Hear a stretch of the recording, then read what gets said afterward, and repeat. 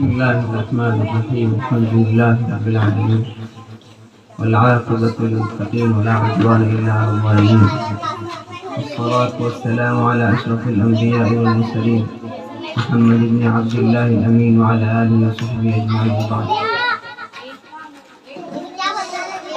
أعوذ بالله من الشيطان الرجيم. بسم الله الرحمن الرحيم. الرحمن علم القرآن خلق الإنسان علمه البيان صدق الله العظيم. عزیز حاضرین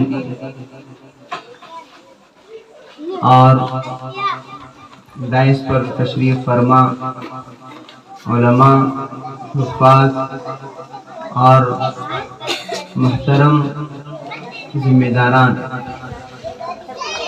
سب سے پہلے میں تمام حضرات کا شکر ادا کرتا ہوں کہ ہمیں آپ نے اس لائق سمجھا کہ آپ کے پروگرام کے حکم کے فرائض ہم انجام دے سکیں.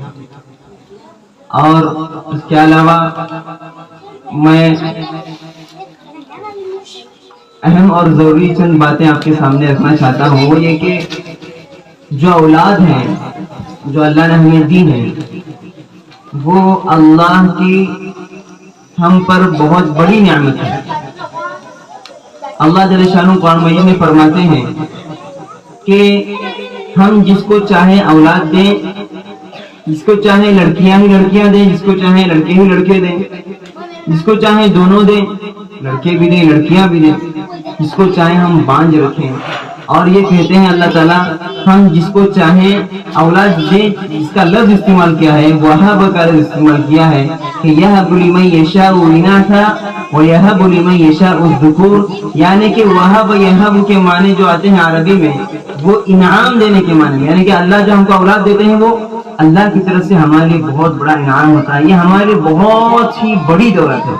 یہ دولت ہمیں دنیا میں بھی کام دیتی ہے، اللہ کے نبی صلی اللہ علیہ وسلم کی حدیث کے موافق وہ آخرت میں بھی ہم کو کام دیتی ہے. اگر نیک ہو تو دنیا میں بھی ہماری خدمت کریں گے، اور نیک ہو تو ہمارے مرنے کے بعد بھی ہمارے لیے ذخیرہ آخرت بنیں گے اور ہمارے صدقے جاریہ کا ہمارے لیے کام کریں گے. اس لیے اللہ کے نبی صلی اللہ علیہ وسلم نے فرمایا کہ بچپن سے بچوں کو ادب سکھلاؤ، دین سکھلاؤ، اور جب بچے 7 سال کے ہو جائیں تو ان کو نماز کی طرف تنبیہ کرو، ان کو نماز پڑھنے کا حکم کرو، اور جب وہ 10 سال کے ہو جائیں تو نماز نہ پڑھنے پر ان کو تنبیہ کرو، یعنی کہ مارو. لہذا ہماری ذمہ داری بنتی ہے اللہ کے نبی صلی اللہ علیہ وسلم کے قول کے موافق کہ ہم اللہ کے نبی صلی اللہ علیہ وسلم کی سنتوں کو، ان کے احکام کو صحیح اپنی زندگی میں عمل میں لانے والے بنے. اس لیے ہم اپنے اولاد کو دین پر لگائیں. اگر بچے دیندار ہو گئے تو ہمارے لیے کوئی کسی دوسری چیز کی ضرورت نہیں ہے. اگر بچے دیندار ہی نہ بنے تو نہ دنیا کے بنیں گے نہ آخرت کے بنیں گے.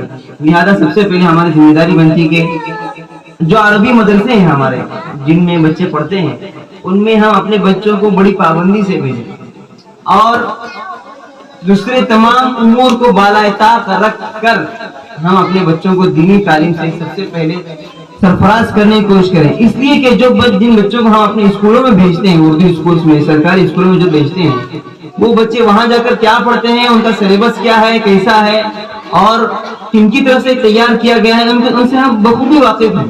ان کو کن آئیڈیالوجی کے ساتھ پڑھایا جاتا ہے اور کن افکار کے ساتھ وہ کتابیں لکھی گئی ہیں، اور جن سے ہم جانتے ہیں کہ بچوں کو پڑھایا جاتا ہے پورے غیروں کی جتنی بھی چیزیں ہیں، ان کے تہوار ہیں، ان کی عبادتیں ہیں، وہ تمام کی تمام ان کے معبودان باطل ہیں، ان تمام چیزوں کے بارے میں ان کی کتابوں میں بھرا پڑا ہے.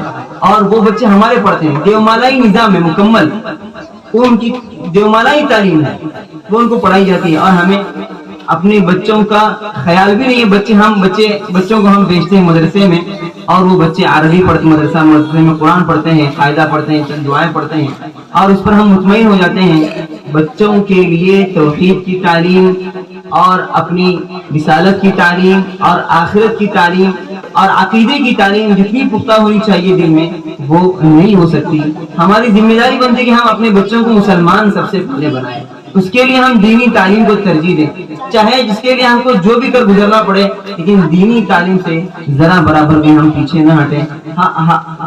جتنی تکلیف مول لینی پڑے. پہلے جو مدرسے میں بچے پڑھے ہیں, پہلے بڑی تکالیف کے ساتھ پورے علاقے میں کوئی ایک بچہ جاتا تھا مدرسے میں, تکالیف جھیلتا تھا, والدین روتے تھے گھر میں بیٹھ کر کے اپنا بچہ دور ہے, پتہ نہیں کیا حال ہے, فون ہے, نہ کوئی تار ہے, نہ کوئی کانٹیکٹ ہے. مہینے کے بعد, ہفتے کے بعد بچہ گھر پہ آتا تھا, پھر والدین اس کو گلے لگاتے تھے, بڑی شفقت کے ساتھ, بڑی محبت کے ساتھ, بڑی محبتوں میں اور بڑی مجاہدے کے ساتھ.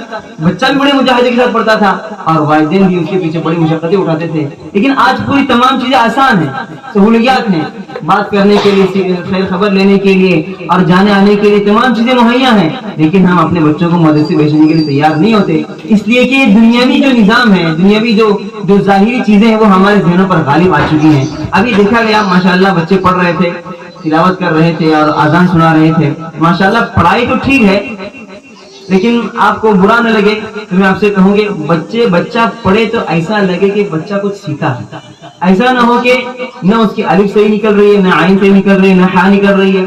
آ کو عین کو بھی پڑھ رہے ہیں, الف کو بھی پڑھ رہے ہیں, اور ہا کو ہ پڑھ رہے ہیں, اور ہا کو بھی ہا پڑھ رہے ہیں, قاف کو ک پڑھ رہے ہیں اور کاف کو بھی ک پڑھ رہے ہیں. کوئی اختلاف ہی نہیں رہا تو تمام الفاظ میں. تو یعنی کہ ایسا لگے کہ بچے پڑھے ہوں اور پڑھے تو صحیح پڑھے, ورنہ پتا چلے کہ یہ بچہ پڑھا لکھا نہیں ہے, یہ بچہ قرآن نہیں جانتا. لہذا ہماری ذمہ داری ہے کہ ہم اپنے بچوں کو دینی تعلیم سے مکمل سرفراز کریں, اور جو عربی ہے اس میں بچہ ہمارا بچہ سب سے آگے ہو اور اس میں ترقی کرنے والا ہو, جس سے ہماری دنیا بھی بنے گی اور اس سے آخرت بھی بنے گی. جب بچہ قرآن صحیح سے پڑھنے والا بنے گا یا حافظ قرآن بنے گا تو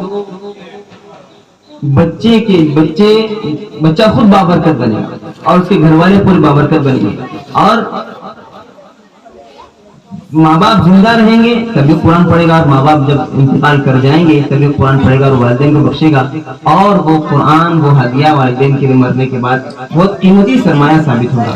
لہذا ہم اپنی دینی تعلیم کے لیے اپنے بچوں کو سب سے آگے رکھیں, اور پڑھانے والے بھی خاص کر اس بات کی توجہ دیں کہ جو پڑھایا جائے ذرا سی محنت لگے گی, لیکن صحیح پڑھائیں گے اور محنت کر کے صحیح مخارج کے ساتھ, صحیح ادائیگی کے ساتھ پڑھائیں گے, اس سے ہماری زبان بھی بہتر ہو اور عربی لہجے میں ہم پڑھ سکیں. اللہ جل شان سے دعا ہے کہ اللہ ہم کو سمجھ کر عمل کرنے کی توفیق عطا فرمائے.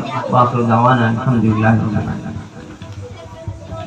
ویڈیو کے نیچے سبسکرائب کے بٹن پہ کلک کریں, بیل کے آئیکن پہ کلک کیجیے تاکہ ہر نئی ویڈیو کی نوٹیفیکیشن آپ کو مل جائے.